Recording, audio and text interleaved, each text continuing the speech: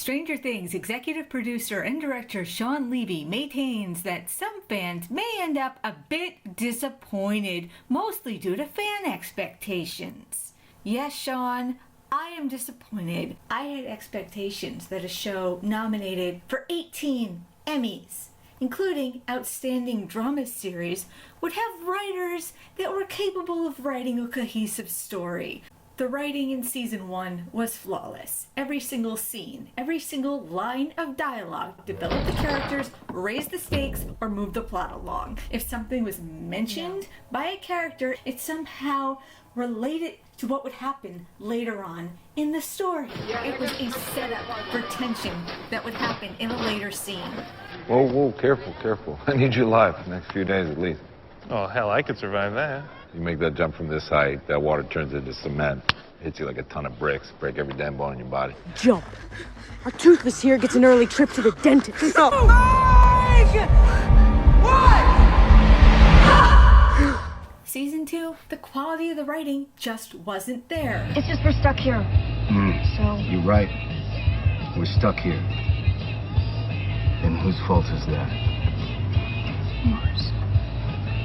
What'd you say? I don't know. Does it matter whose fault it was? Because you see, this is never going to be addressed again at any point in the series. We're never going to figure out whose fault it was, what happened to Max, what happened to Billy, what their backstories are. This is just completely dropped and never mentioned again. The exposition in season 1 revealed something to the audience about what was happening in the story. What if he was on the other side? What if this is Hawkins and this is where Will is? The Upside Down. Like the Veil of Shadows. The characters were figuring out what was going on. The audience was figuring out what was going on with them. If you're gonna have expository dialogue with the characters discussing what happened and what they need to do next, have somebody say something that we don't know. And if Will really has true sight, I mean, if he can really see into the Upside Down. We know he can see into the Upside Down. We knew that at the end of season 1. Maybe he saw that shadow again yesterday. Yeah, we know. We saw that too. So that's why he was frozen like that. Yes, that's why he was frozen like that. We all saw that. Can it hurt him? I mean, if this shadow thing isn't from our world. I'm not sure. Well, we are, because we saw it fly into his body and kind of take him over, so yeah, I would say that it can hurt him. Have somebody say something interesting that moves the plot along, that changes things around, that offers some new information, that sets a new course of events into action. Don't rehash what we already know. My God, these characters are disappointing this season. What made them so great season 1 is that they were brave. Mike stands up to the bully. Joyce goes back inside even though she sees some supernatural activity happening in her house. Steve goes back inside for the same reason, to go help and protect Nancy. The characters this season are so wimpy and uninteresting. I cannot believe the scene where Billy is attacking Lucas. Really? Mike? Dustin? Anybody want to help out here? You want to be brave and step up? No? You're both going to just stand back like two little Princess Buttercups and not get involved? I can't do anything. I'm a girl. I can't even hand you your sword. How wimpy can the two of you get? You're just going to stand back and let the girl handle this one? You're just going to stand back and let the girl take charge?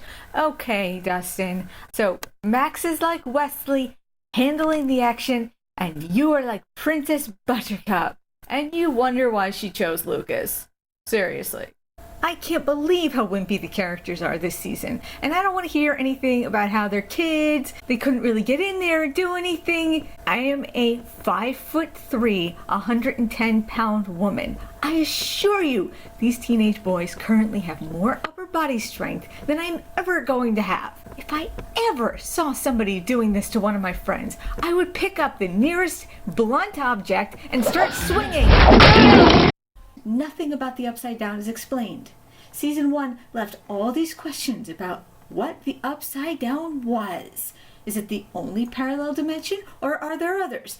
How was it created? What was the Demogorgon? Why is it eating an egg? Did it lay the egg? Did something else lay the egg? What is going on with this parallel dimension? We get one opportunity for a scientist to explore one of the creatures from the Upside Down, and Mike has to come rushing in and make sure that doesn't happen. Nobody in the lab explained anything about the Upside Down. I kept waiting for a scientist in the lab to perhaps be researching the place and giving us some information about perhaps what this place was and how it was created. What is the biological makeup of these creatures? How are they different from us? How about putting some science into your science fiction, Duffers? Maybe that would be a good idea. Some science in your science fiction. And if Will really has true sight, I mean, if he can really see into the Upside Down, maybe he saw that shadow again yesterday. So what do? We acquire more knowledge. We acquire more knowledge. Wow, this dialogue's getting good. Like George Lucas, Attack of the Clones level good. If you follow your thoughts through to conclusion, it'll take us to a place we cannot go. You mean the Oscars? The end of season 1, it was scary because you had this feeling that the lab owned Hopper because of the deal he had made with them. In season 2, Hopper intimidates every single lab employee. Sam, this is ludicrous. Just give him a moment, okay? We don't have time. Hey, jackass. Why don't you do us all a favor and shut up, okay? All right, so you're giving me orders now? No. I keep things nice and quiet for you. And you keep your shit out of my town. That is the deal. I have done my part. Now you do yours. Convince me. There's no threat. There's no threat. Dr. Brenner in season 1 was a scary bastard. Season 2, the lab is stripped of all its power. We're the friendly neighborhood lab now. All the bad men are gone. We are really nice. I'm Paul Reiser. I've come in to make everything nice and new and dandy. If you're going to say that all the bad people are gone, this should have been a cover-up to hide some sort of horrible evil going on inside the lab. I kept waiting for a scene, for a curtain to be drawn back, and then you would see some horrible thing that they were doing. But no, nothing like that ever happened. In Stranger Things 2, no one is looking for 11. There is not one scene of any employee in the lab even talking about her. She's not mentioned. They're not discussing how they have to find her. They're not looking for her. Supposedly, all the people who were involved with whatever happened to 11, with however she was experimented on, with whatever plans they had for her, they're all dead. So, okay, nobody is looking for 11. So what the hell is Hopper's problem? There's gonna be a couple ground rules. Rule number 1, Always keep the curtains drawn. 2, only open the door if you hear my secret knock. Don't ever go out alone, especially not in the daylight. For a year, he keeps her in a cabin like a prisoner. What is this? You're like counting the days now, like you're some kind of prisoner? She can't go outside, she can't even open the blinds and look outside. She's confined to this cabin. And he wonders why a girl who spent her entire life in a lab would have a problem with that. He's really confused and annoyed by the fact that she wants to have a normal childhood. Every time she mentions anything that she wants that a normal child would have, he gets annoyed by that. Oh, Jesus. Ghost. Yeah, I see that. Trick or treat. You wanna go trick-or-treating? You are like Papa! really? I'm like that psychotic son of a bitch. Wow, all right. You know, go back in the lab.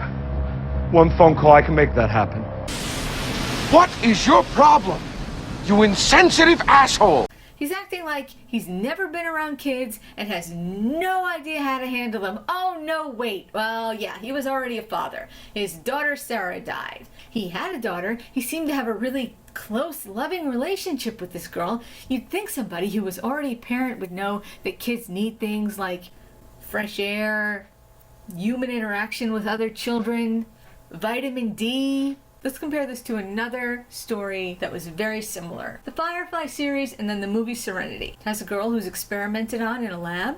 This girl has psychic abilities and powers. She escapes, but in Serenity, there is this evil antagonist who hunts her to the ends of the universe. The minds behind every military, diplomatic, and covert operation in the galaxy, and you put them in a room with a psychic.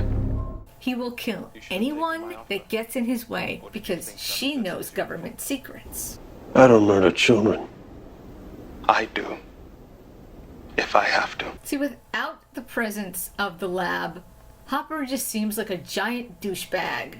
See, if the lab had had a character like this, somebody who was hunting 11, somebody who was looking for 11. Where are you hiding,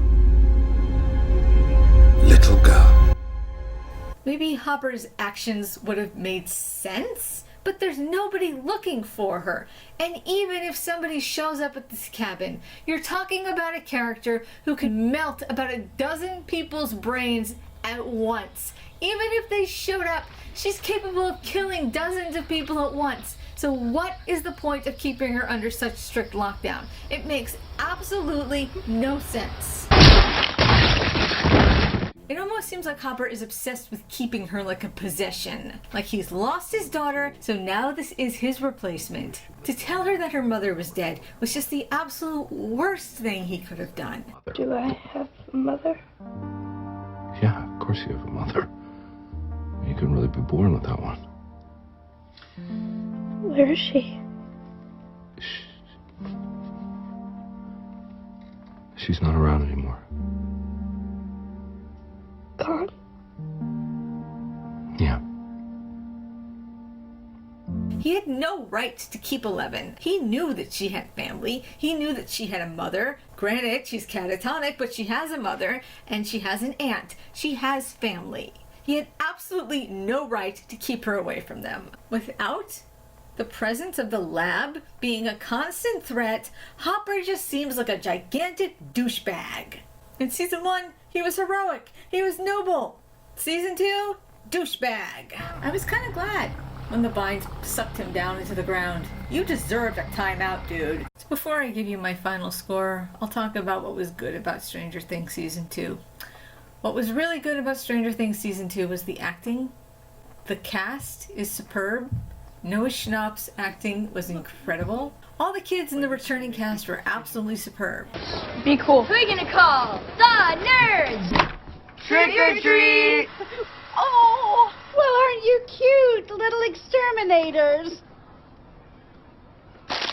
And if this was a comedy, it would probably be a B. But this is not a comedy. If I wanted a joke, I'd follow you into the John and watch you take a leak. It's a science fiction, horror, supernatural, and period drama. It's a science fiction show with no science in it. There's no adventures to go on, there's no mysteries to uncover. We have horrible forced plots held together by bullshit expository dialogue, a total lack of a human antagonist, a mediocre supernatural antagonist, and romantic relationships that seem like they were written by a 14-year-old boy who has never been in a relationship before. So how sad does it make me? 5 out of 5 sad mogwais. How mad does it make me? 5 out of 5 angry fizz-figs. I'm gonna give Stranger Things 2 a D. Disappointed! Son of a bitch!